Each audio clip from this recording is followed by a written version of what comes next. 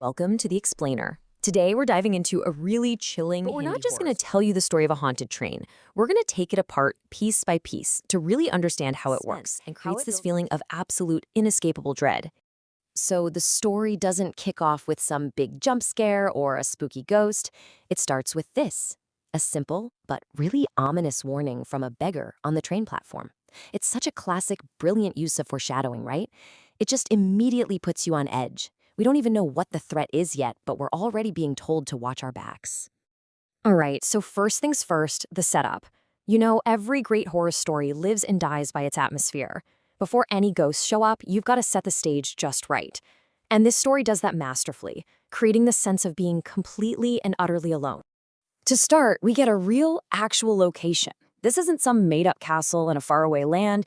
It's a specific railway station in Pune. Grounding the story in reality like this is such a smart move because it makes the supernatural stuff that's about to happen feel way more believable and, a lot scarier. And then you've got the time, midnight. Of course it's midnight. I mean, it had to be, right? The witching hour. This is totally deliberate. It strips away all the safety of the daytime and just cranks up our hero's vulnerability. Everything just feels more dangerous in the dark, and the story uses that fear perfectly. And here is the final, crucial piece of the setup. The number one. That's how many passengers are left on the entire platform. Just one guy. Our protagonist, Jatin. There's no crowd, no safety in numbers. He is completely, totally alone. A perfect target for whatever's coming. Okay, so the stage is set perfectly. Now, the story starts to introduce the real horror. See, it's not just on the platform anymore, it's about to get on the train with our protagonist. And this is where the journey really begins, a journey right into the darkness. And this is where things get really weird. Check out this contrast between what he's expecting and what he actually gets. Jatin's waiting for the usual Mumbai-Pune Express, a train that's normally so packed you can barely breathe. But what pulls up?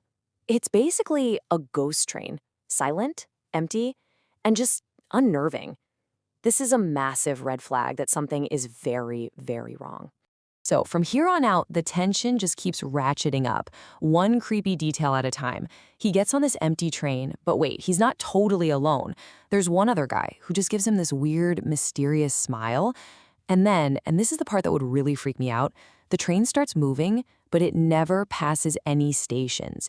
It's like they're trapped in some kind of void, totally outside of normal reality. So we've gone from eerie to seriously unsettling.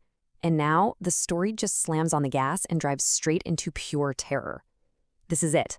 The moment the mask comes off and we see what this haunting is really all about.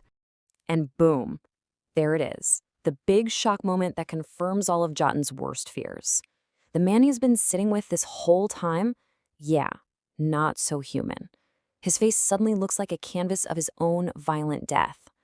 But see, this isn't just some random monster. It's a ghost with a story, and it's actually really tragic. 20 years ago, he was just a regular guy who was brutally murdered on this very train. And that's what makes it so much scarier, right? The horror comes from a very real, very human place of pain and injustice.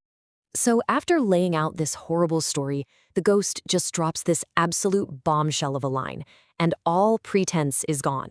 It's a direct, terrifying confirmation. Jatin isn't just on a train with a weird guy. He is trapped on a train with a tormented spirit. Okay, so the cat's out of the bag. We know it's a ghost. But the story doesn't just turn into a chase scene. No, it delivers one final and really cruel twist. Jatin has to make a choice. An impossible ultimatum with no good outcome. See, this whole thing isn't random. It's a curse. And this curse requires a replacement. The ghost lays out its demand with this cold, terrifying logic.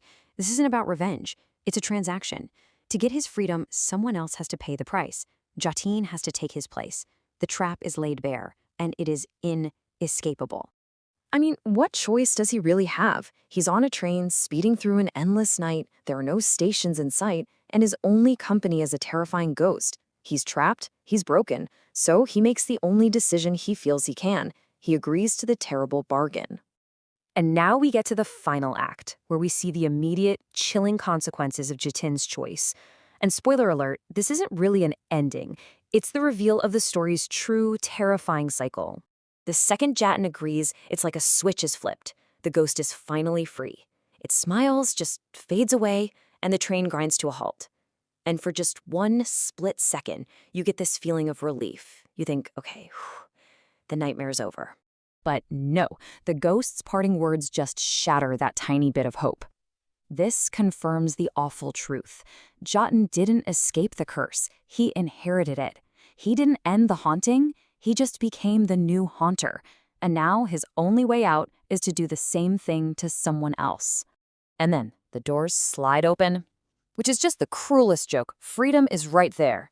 But he knows he can't leave. He's now bound to this train. As it lurches forward into the darkness, he's no longer the victim. He is the phantom, trapped, waiting.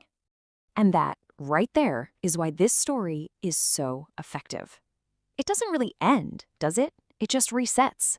It leaves us with this one haunting, lingering question that echoes long after you're done.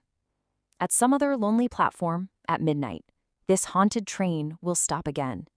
The only question is, who will be the next passenger?